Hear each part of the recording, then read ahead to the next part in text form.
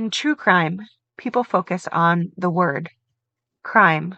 What happened to a person to lead them up to a way of life where they commit an act that resulted in a judicial sentence, to be one of the thousands of those that are incarcerated. But in this portion of the podcast, I want to highlight success stories. Those who may have done time in the correctional system, but have come out of it and are thriving. The rate of recidivism in most states is staggering, though some will change their verbiage in order to lower their numbers. The fact is, a large number of individuals, once in the penal system, stay in the system.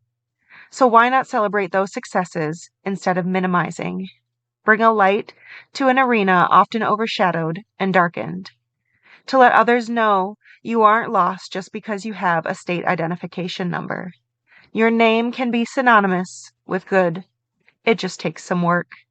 As I gather these stories, I will attempt to air them midweek as a separation from the regular true crime series. I hope everyone enjoys hearing these as much as I have during the interviews.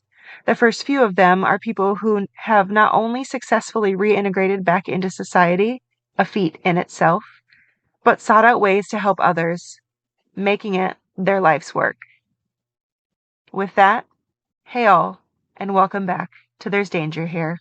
I'm Leilani, and today's episode is the one in which I interview Martin Lockett. Enjoy. Hi, Hi. Leilani. Leilani, yep. Hi, Martin. Nice to meet you. Nice to meet you. How are you doing today? I'm doing okay. I'm glad this worked out. Yes. All right. Hi. Hi, perfect. Well, you are the first of these kind of interviews. So we're going to see kind of how it goes. I got in touch with George, which is how I got your information. hmm He works at the hospital with us and is just this amazing kind of guy that we deal with all the time. And he learned about my podcast and kind of how I was talking to guys that were still incarcerated. And he's like, Okay. you should do some success stories. I'm like, okay, well, I'd have to find them. They Like, are I out don't have this here. network. I assure Yeah. you. Yeah. He's like, I was like, I don't have this network already available. And he's like, well, I do. He's like, these people might talk to you. So Yeah. you were Yeah. one of the first names he gave me. Awesome. All right. I am honored and thrilled. Yeah. And I'm excited to get to put like a good spin on, true crime's always like very negative, usually. And so it's going to be nice to kind of put like the good side, like things can get better. So Yes. I'm pretty Yes. excited for that. Likewise. Likewise. Thank you. Of course. So, to start, can you tell me a little bit about yourself, kind of younger years, maybe what kind of got you incarcerated, and then we'll go in from there. Sure. So I grew up in Portland, Oregon, in the 80s. And, I know people think about Portland today is like, keep Portland weird and the naked bike ride and all that good fun stuff. It was not that in the 80s. It was very, very impoverished in Northeast Portland, North and Northeast Portland. It was there were gangs coming up from California fighting for territory. It was the height of the crack epidemic. Drive-by shootings were happening every other night. It was not a good place. However, I'm very pleased to say that I had two very loving parents in our household. My dad worked his whole life until he passed away to support our family. Back then, my mom stayed home to take care of us kids. I have a twin brother and then two older sisters, so there was we were a family of six. And things were pretty average for me, pretty normal until I got to high school. So I was a pretty shy kid throughout my pre-adolescent and adolescent years. And when I got to high school, it was such an overwhelming time for me, and no kid wants to find themselves by themselves. So I kind of gravitated to other kids who happened to live in my neighborhood, but I had never met. And as a 45-year-old man now, I think likely because my parents tried everything they could to, keep us from hanging out with these kids. But I started hanging out with these guys, and before I knew it, I was, skipping a class here, skipping a class there.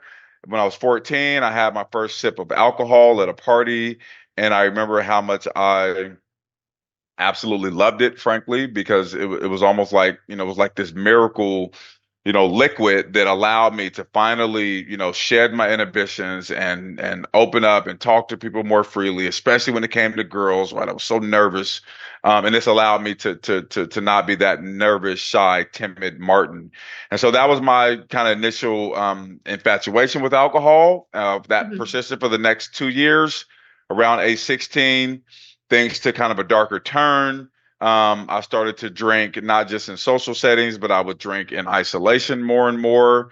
I would, kind of come home from school. I remember come home from school at 16 years old, lock myself in my room, drink 40-ounce beers, and listen to sad music, right? At 16 years of age, because at this point, I'm starting to really struggle internally with some issues around my identity. As a black kid growing up, in this poverty-stricken area, but wanting more for my life. I wanted to go to U of O and become an architect because I love to draw and basically make it out of the hood. But I also inwardly did not see that as a real possibility for me because everyone in my neighborhood, either worked blue collar jobs, nothing wrong with blue collar jobs. Believe me, that's, hardworking folks is backbone of America, but basically like struggling to get by. Whereas my middle class white counterparts in high school, they got cars when they turned 16 and they lived in neighborhoods with manicured lawns and clean streets, and their dad worked downtown and wore a suit on Tuesdays. And so it was just a much different world. And so internalizing this low sense of self and feeling that my blackness was going to always hinder me from like really achieving in life caused me to get into a really dark place. And so that's when my drinking became more and more, and it was for a much different reason than just wanting to loosen up at a party. And so that's when my alcoholism set in. And ultimately culminated with a fatal car crash. Because by this time, so I'm 24 years old now. I'm working. I'm going to Portland Community College to get a degree. I am living with my girlfriend in Vancouver, Washington. I'm paying all my bills, and so life from the outside perspective looked okay for me at 24 years old, but Mhm. I'm still drinking every day. I'm still trying to mask these issues. And so after drinking and driving all day and night on New Year's Eve of 2003, I sped through a red light in Northeast Portland. I crashed into a car.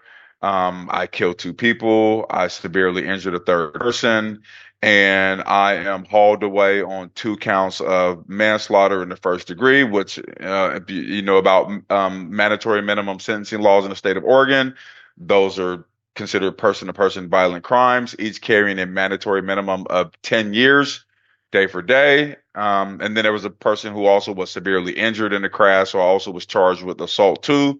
For his injuries, which is also a Measure 11 crime, mandatory minimum. So I know when I get booked in on these charges that I am going to go away for a really, really, really long time. And so that was kind of the beginning of my journey that started over about what 21 years ago now. Yeah. So from 16 to 24, you were drinking. You Mhm. still made it through high school, it sounds like. Got into college. You were So doing no, no, so I did not graduate high school. I ended up getting a GED, okay. and then was just I'm just working. curious if we functioned the whole time. Yeah, yeah, no. So actually, and I can back up a little bit. I actually went to prison when I was 19. I went to prison for 3 years for an armed robbery. And then when I got out, I was 22 and was living in my parents' house and started to want to like, get my life together. So I got my GED in prison the first time. I got out. I started going to community college. I wanted to become a nurse, so I started going to Portland Community College. I worked at a warehouse.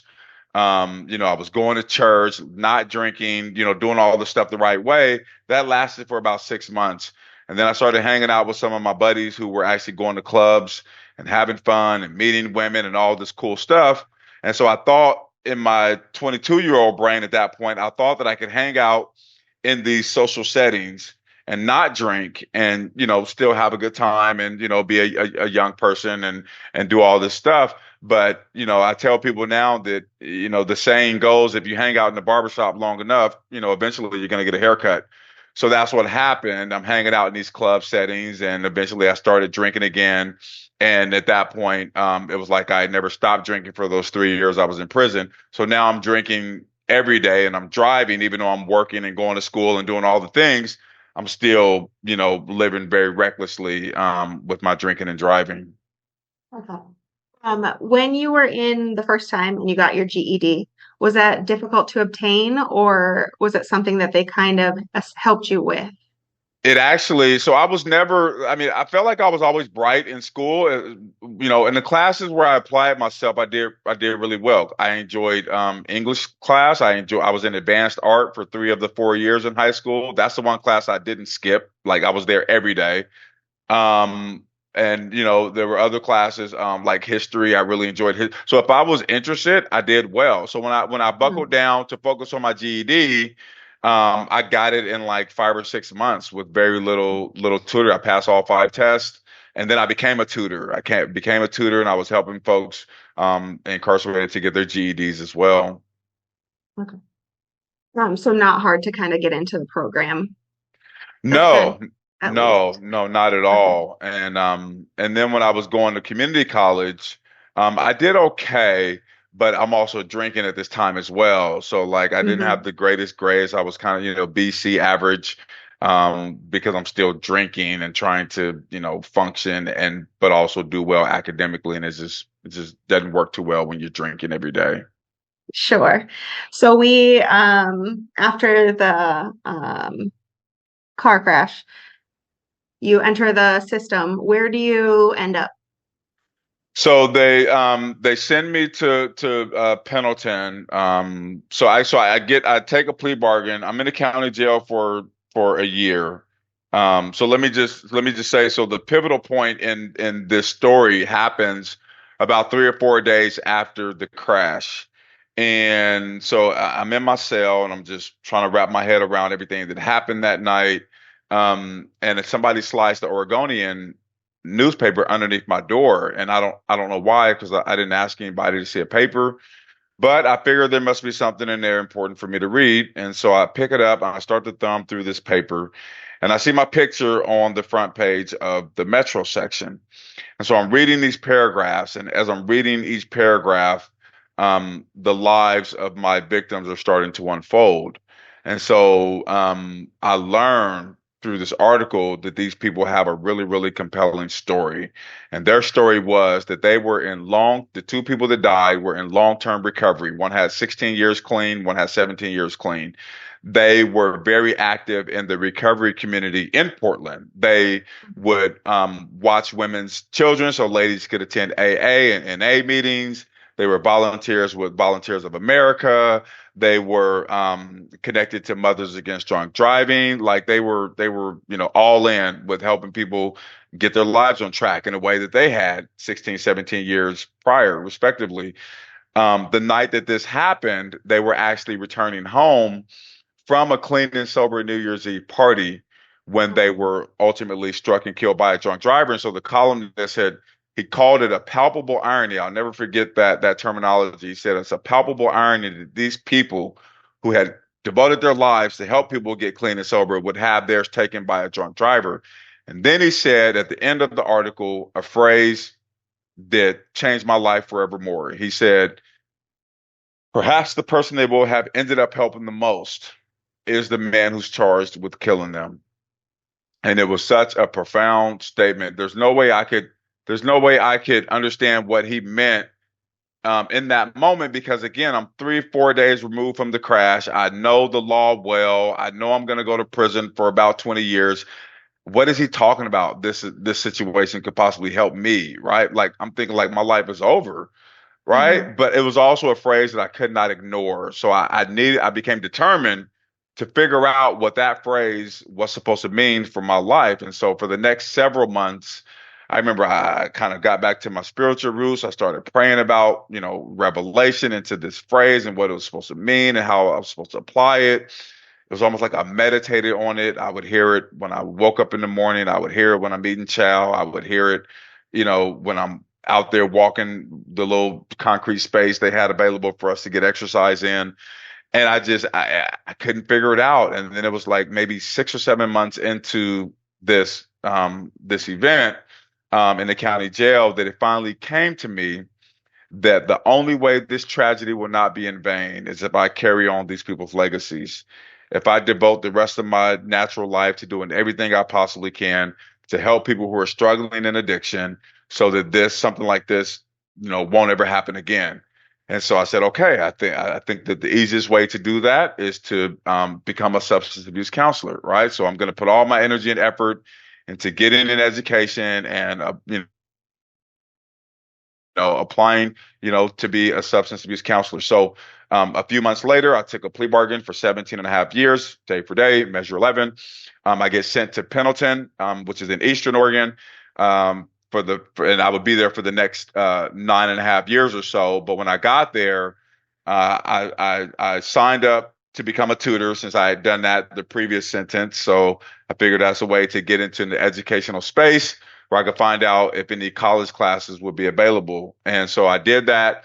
And at the time, they were offering one college class that you could take per term. And so I signed up to do that. And I figured, well, I got to start somewhere, right? And so I'm taking these classes that are not really geared toward like counseling, but it's kind of your basics like, writing 121 and, humanities in perspective and history and things like that. And so I did that for the next 3 years, tutoring guys for their GED studies. And then I lose my dad. My dad passes away very unexpectedly.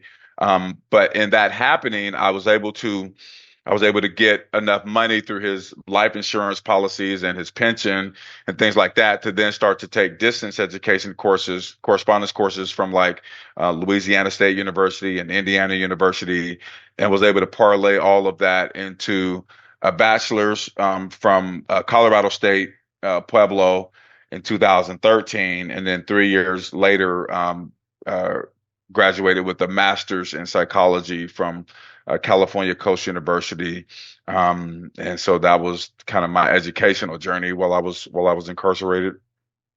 So for the single classes that you take there, are they like, is there a teacher that comes in and you're in a classroom environment?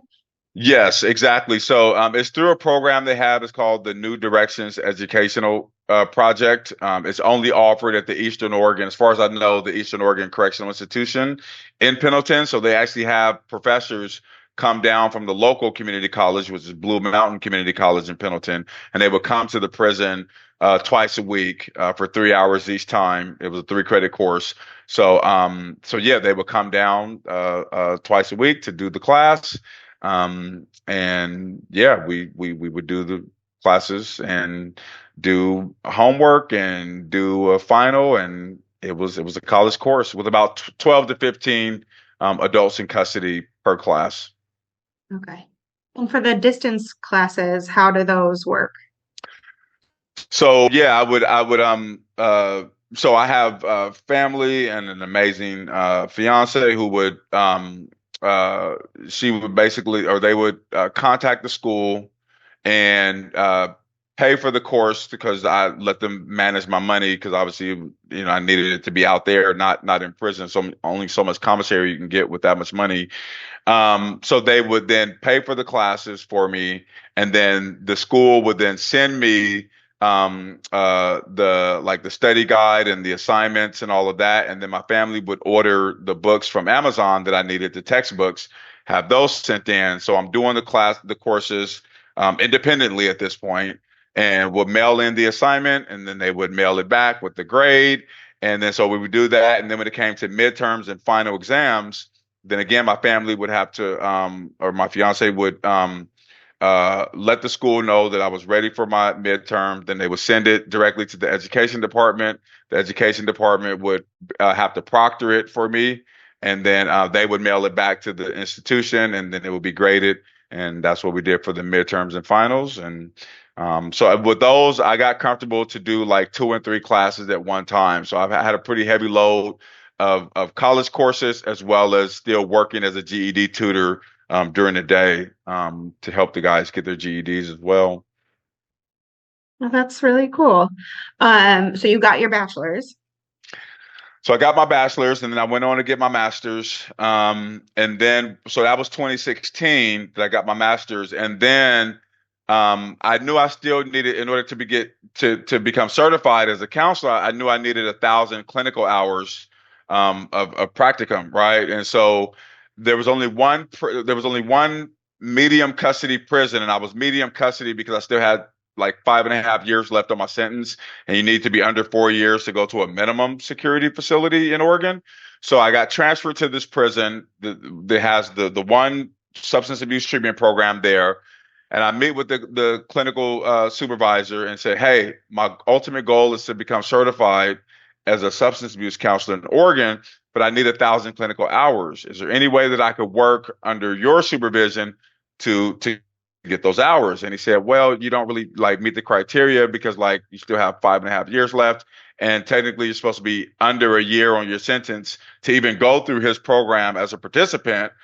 And Mhm. so he said, I'll tell you what, he said, I will go to my boss, the administration for DOC and see, because he knew that I had invested so much of my own money and time and gotten this master's degree. So he knew that I was dedicated. And so he went to his boss, basically told him what I was looking to do. They cut a bunch of red tape and they allowed me to enter into his program first as a participant to go through the program and learn the curriculum and be a part of, the recovery process, and then work as a mentor to get the clinical hours needed. So I did that for the next 2 years from 2017 to 2019. I did that and I was able to get certified first as a recovery mentor in 2018, and then I got certified in 2019 as a substance abuse counselor by the certifying board in Oregon. And then so around that time, then I transferred to another prison to finish off the last 2.5 years of my sentence. And I started telling my story at DUI victim impact panels within the prison setting, where they would bring in people from the outside who had lost a loved one to a DUI driver, and they would tell this just a gut-wrenching story about how they lost a child or a spouse or a sibling, or they themselves were permanent maimed from being hit by a drunk driver. And then so they would tell their story, and then one of us on the inside who was there for the same type of crime would tell our story. Obviously, being fully remorseful and taking full accountability and all of that, because it's a really healing space, as you can imagine, that this was happening in. There were probably about 50 adults in custody in attendance, and like tears were flowing and hugs were, plentiful, and it was just a really healing space. And so when I started telling my story in those settings, I knew once I got out a couple of years later, I was going to want to continue that. So when I got out in 2021, the summer of 21, I started, reaching out to DUI victim impact panels to tell my story. So I started doing that. I recorded my story on YouTube, actually, when I was still in prison before the pandemic happened. When the pandemic happened and everything went to online, then these DUI victim impact panels and traffic safety classes were looking for online content. And so they came across my video. So my video was in wide circulation before I even got out. So when I got out, that gave me opportunities to start speaking publicly, telling my story. And then that evolved to me speaking in high schools. And I did a college tour in New York about a year and a half or so ago, the Save a Life tour, where I would tell my story with other folks. I started getting recruited to speak at a lot of conferences, a lot of law enforcement conferences, traffic safety conferences. I got one next month, or actually now this month. This is March, so I'll be in Pittsburgh doing that. I speak at highway safety classes. So I probably speak. I just did 2 panels this morning remotely. I probably speak at like 6 to 8 panels remotely every month. And then I do probably like 4 to 5 conferences a year.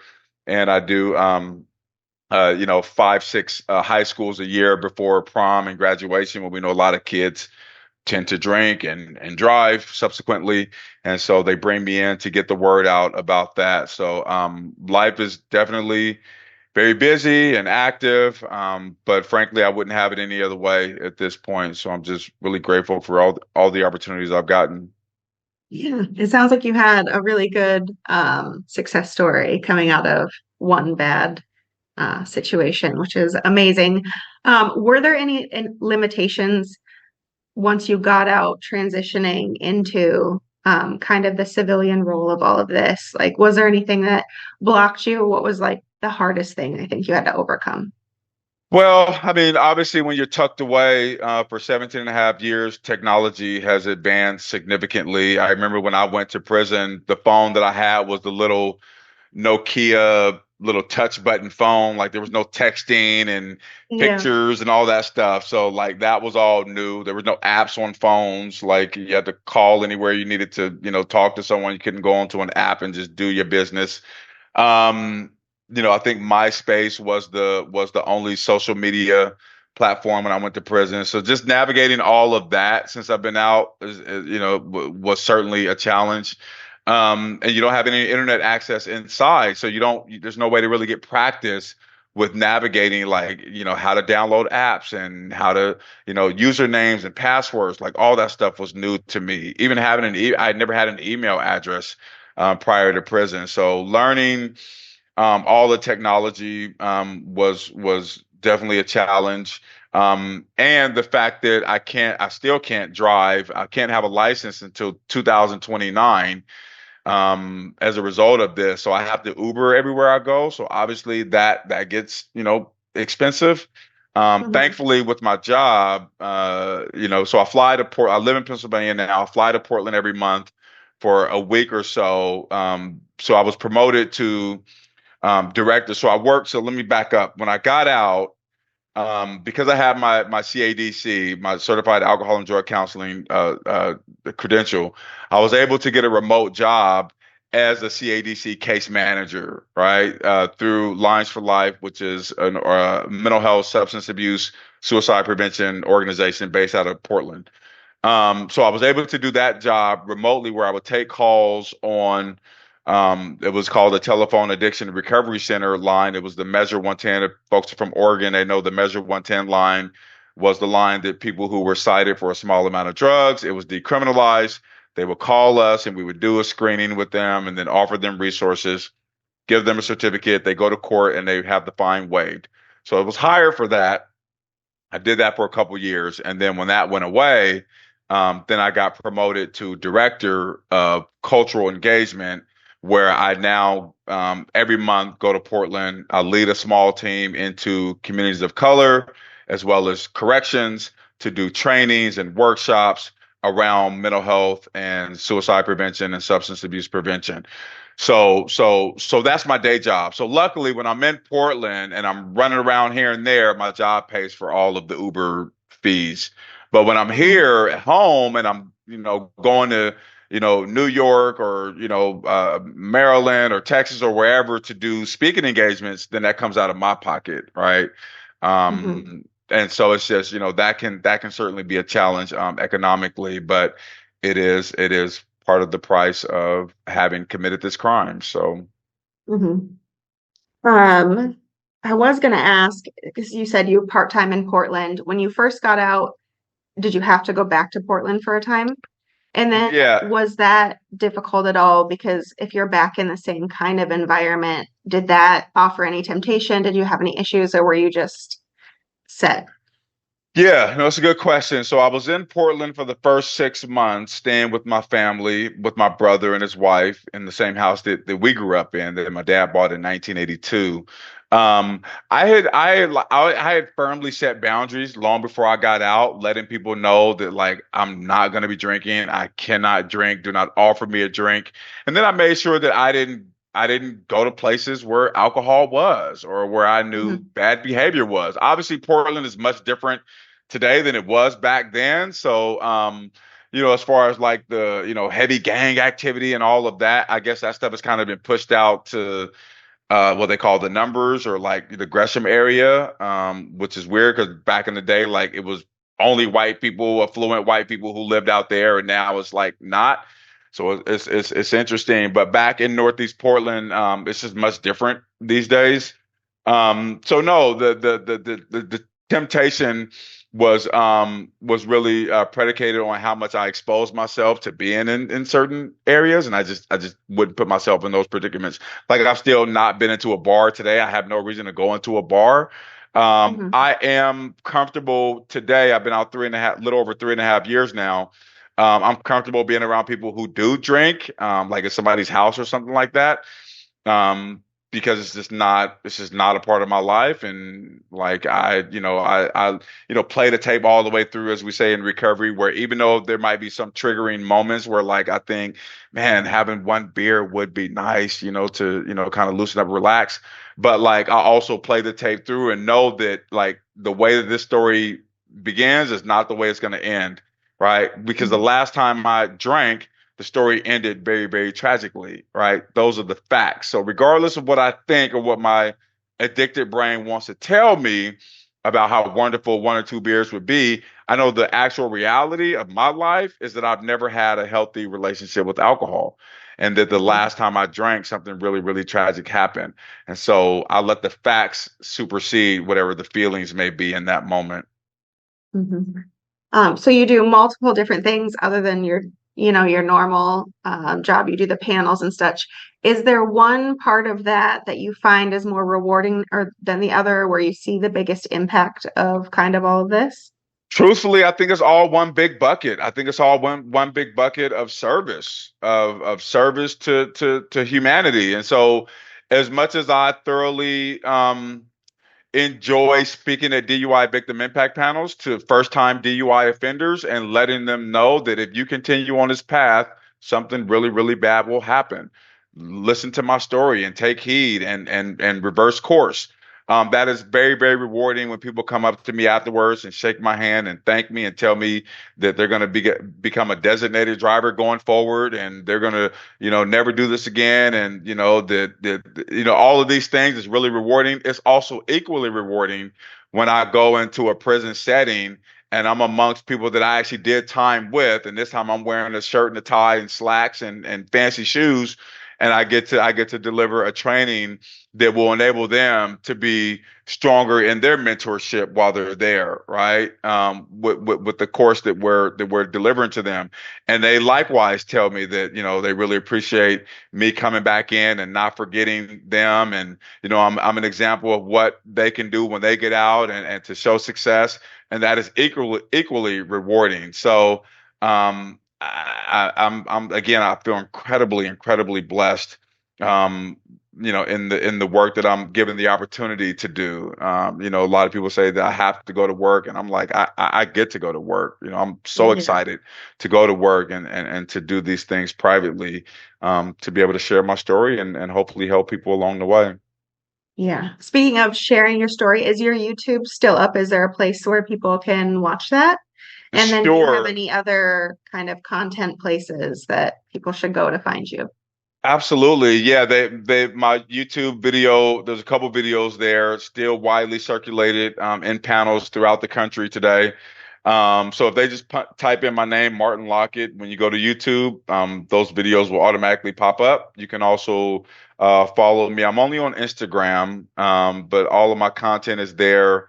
So I love to connect with people on Instagram, and then I have my website, which is martinlockett.com, where you can see different types of speeches that I give and just read more about my story if you're interested. And then my books are also, I published two books while I was incarcerated, both my memoir as well as a series of blogs. I was a regular blogger for a site dedicated to amplifying voices from those inside, and so I published 100 blogs about my experience in day-to-day life in prison and how I was able to overcome a lot of the chaos that goes on inside prison to ultimately get to where I am today. So. Yeah. Before we wrap this up, is there anything else that I missed? Anything else that you wanted to add? No, I just really appreciate this platform and how you are amplifying voices from primarily folks inside who have a lot to say, There's been a lot of growth from people who made really poor choices when they were young and in their addiction, but their lives are entirely different today. And I just hope that when people hear these stories, that they start to if they've written these folks off, that they start to believe in humanity again and know that people are capable of redemption and deserve a second chance in life, sometimes a third chance. Perfect. I don't know where my camera went. It ran away. I see that. It just it just like cut out on me. I think this is what happened last time. The dog decided, Oh no. and now it gets shaky and I forgot my extra camera. But great to hang out and listen to your story. I really love hearing the success of, maybe one, two bad decisions in life and, coming out on the other side and still making something of yourself and, not kind of falling back into the system and just recidivism is huge around here. So it's great to hear when that's not the case. So I appreciate you taking the time today. Absolutely. Again, thank you so much for having me. And it was a real honor to be able to tell my story on your platform. So thank you. Of course. Thanks, Martin.